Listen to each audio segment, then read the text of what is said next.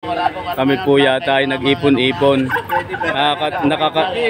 Nakakatuwa naman at kami po ay nagpangita dito sa unang pagkakataon. Unang linggo sa buwan ng November. Biyahe ni Roger, si Ma'am Sol, si Elmer YTV, biyahe ni Timmy. At of course, ang inyo pong abang lingkod, PDYTV. Hello ma'am, good morning po. Good morning, Kapridi Boy. Nice meeting you. Nice meeting you too. At lagi po kitang pinapanood sa iyong mga vlogs. Ayan, at dito na po ako ngayon, napapapanood niyo sa channel ni Kapridi Boy. Ayan, maraming salamat po. Ano ang ngayon, development ng vlogging mo? Sa ngayon po mami, gayon pa rin. So, patuloy lang po.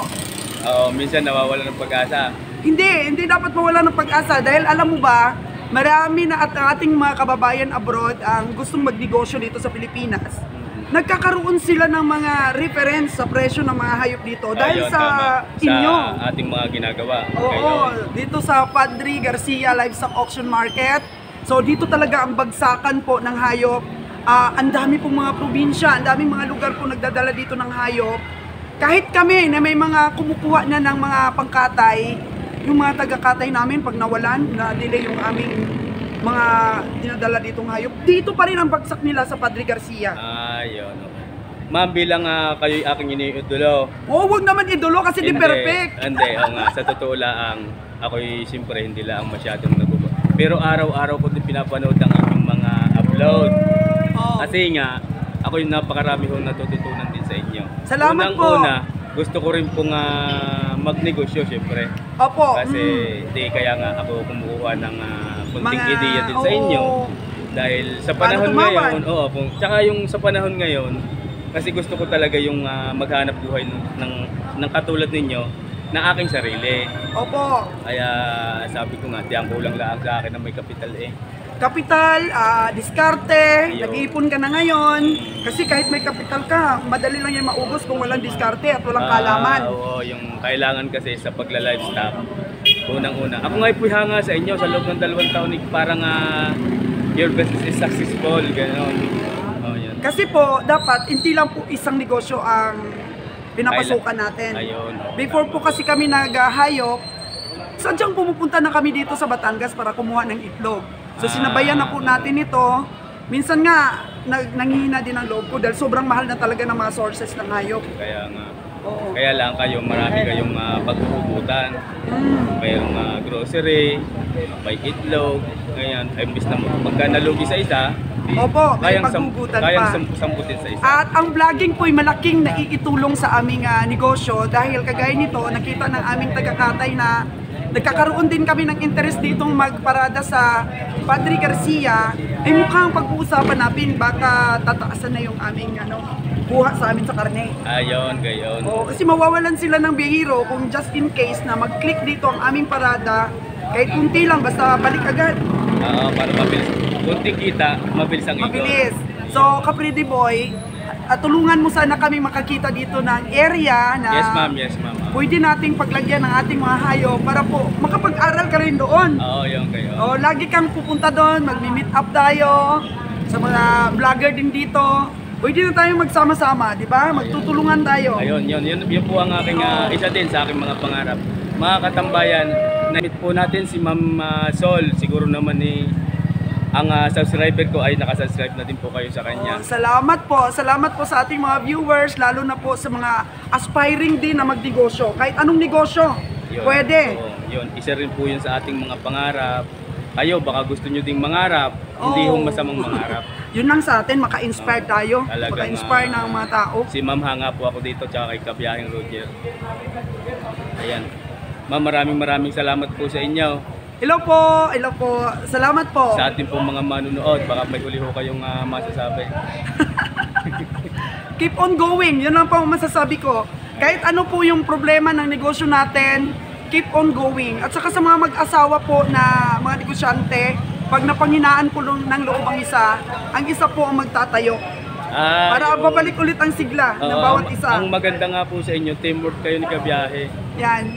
Full support po ako sa kanya dahil dapat po kasi sa negosyo, professional. So, lahat naman ng mag-asawa dumadaan sa pag-aaway, sa mga konting mga bagay. Pero sinisiperate po namin yung lambingan, yung away sa negosyo. Ayun, tingnan nyo yung mga katambayan ha. Napakaganda nung sinabi ni Ma'am. Oo, separate, be professional. Kahit sa pag-aaway po, professional. Away kayo, pero mag-usap pa rin kayo para po sa negosyo. Para yung mga empleyado po natin magkaroon po ng paggalang, magkaroon po ng confident na suportahan ang ating mga negosyo dahil nakita nila na yung mga amo nila ay hindi pinapaybayaan talaga ang negosyo. Kaya hindi din nila pababayaan. Ayun, tama. Madam, nagbabalik ka. Siyempre, Yan, salamat po. Siyempre, kailangan din po, di ba, sa pagninegosyo, mahal natin yung ating mga tao. Yes, yun po talaga ang susi po. Pero dapat po alam din natin kung kailan bibitawan ang ating mga tauhan. Alam natin kung kailan natin sila mamahalin o ipagpatuloy na mamahalin. Alam din po natin kung kailan natin sila bibitawan. Kung lumalaki na po ang ulo at umaabuso na. Ayun. Minsan hindi talaga po maiiwasan yung ganon, di ka po? Oo. Mayroong tauhan na Lumalaki ang ulo. pagka tumagal, gusto nang maging may-ari. Yes po. O, Ayun. mas mapurma pa po sila sa atin. Ibig sabihin nun, parang gusto na tayong pantayan. What I mean is, hindi na ginagawa ng tama ang kanilang trabaho. Nag-expect na sila ng mas malaki pa kaysa sa binibigay mo na. Ayun. Oh. Pero sana sa naging mga tauhan, ako po naging tauhan din. Wag po natin gawin yung ganon.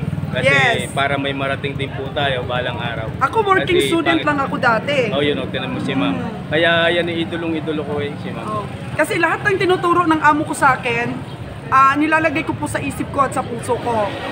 Lahat ng mga training nila, nagamit ko po talaga dahil hindi lang po yun tumatanggap tayo ng sweldo, natututo pa tayo, magkaroon tayo ng magaling at mabait na mga amo. Oh. Ma'am, may tanong lang ako sa inyo. Sa mga panahong ito, masasabi nyo ba na yung buhay nyo success na? Masasabi ko po na success na ang aming buhay dahil sa 4,000 po namin inumpisahan ni Kabiyahe. Wow. Napalago na po namin yun, napalago. Meron na po kami mga tindahan, may bahay na rin po, may mga sasakyan. Pili ka lang kung anong kulay ang gagamitin mo. Ayan mga kagandang buhay. Pero pagdating po ng pandemic, medyo medyo alam mo naman, Boracay yung aming pinaka heart ng negosyo namin.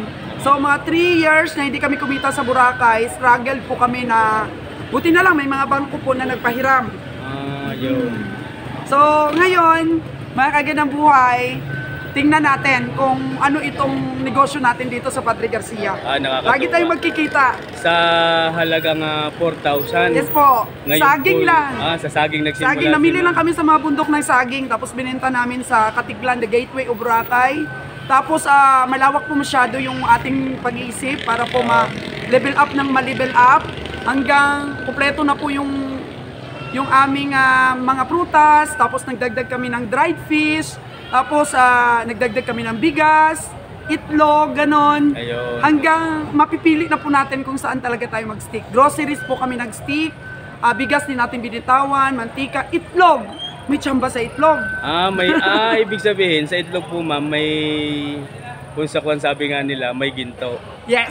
Ayun. Kasi may tsamba kami. Kung medyo mura dito ang bili namin, mahal sa Visayas, tsamba po yun mga kagandang buhay. Hindi po yun overpricing. Sumusunod lang po tayo sa takbo ng presyuhan para wag naman po magalit yung ating mga ibang negosyante na competitors. So, tsamba po yun mga kagandang buhay. Isang napakalaki pong tsamba. Kung may sarili po kayong biyahe talaga, may sariling truck na umaangkat talaga sa mga direct. Diba? Doon po kami kumita talaga. And then, nagkaroon tayo ng outlet, ganyan. Maraming pinagdaanan hanggang marating po natin yung success. So, itong paghahayop namin, hindi ko pa masasabing success, pero nasa midway na po. Nasa mid na. So, malapit na po yan. Kung sa kuha na yun, nasa 60% na po siguro. So, ayun po, patuloy mo lang, Kaprede, yung iyong vlogging dahil hindi mo alam na marami tayong nai-inspire na maabot din natin at maabot din nila ang mga gusto nilang maabot sa buhay. Ayan mga katambayan, napakarami po nating natutunan kay Ma'am Sol. Kahit ako man ay napakarami po nang natutunan sa kanya pong mga sinabi. Kaya sana wag ko kayong mahihiyang i-message si ma'am tungkol sa mga katanungan kung sa pagla-livestock, sa pagtitinda, sa pag-grocery. Ay nagtuturo po kayo ng mga halimbawa gustong Yes po. magsimula. Pwede nila ako ma-message sa aking FB page, Souls G. Kasi yung FB page namin nung una na Souls Ganang Buhay Oo. ay nahack po yun. So meron po akong bago ngayon, kaso lang wala pang upload doon, Souls G Vlogs. Yun, Ayan, mga katambayan. may FB page. So ma'am, maraming salamat pong muli. Yes. Nice Oh. meeting you. Nice meeting you too, Pwede Yan. Boy. Hanggang dito na Pagpatuloy lang mo, po. Ayan. magkikita pa tayo dito. Good luck, good luck.